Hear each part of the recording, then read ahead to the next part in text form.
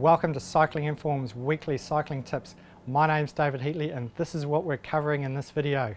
An update on the Gran Fondo Beechworth and the SCODY 3 Peaks Challenge training. I'll be talking about an interview with our functional strength training expert Matt Brindle. I'll be giving you another hill climbing tip that'll see you climbing better within 4 weeks and getting the best out of your training. Now if you're stuck in a rut or not seem to be getting any improvement, then this tip is for you. Now this week is week 7 of the SCODY 3 Peaks Challenge.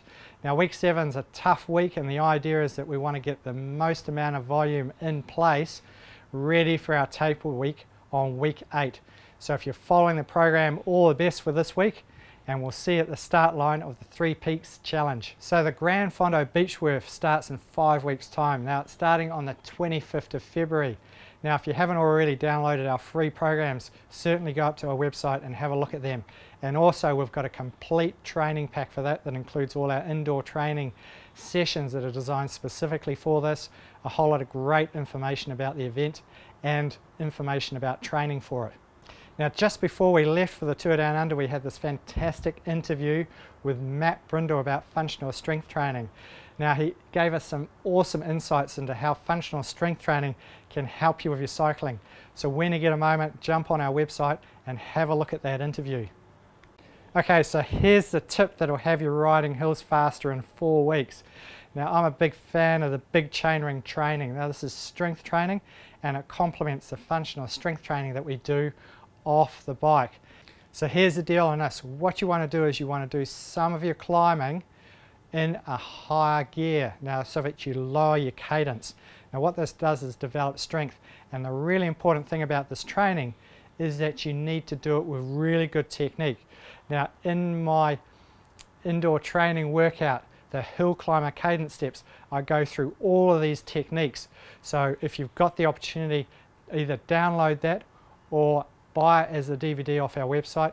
Now here's the tip around developing good fitness. Even if you're a seasoned rider and you find that you're stuck in a rut, or you're a recreational rider and you find that your training's going nowhere, this tip is for you. Now this is the most important thing to understand around developing fitness, and it's the first thing that I cover off with the people that I'm coaching.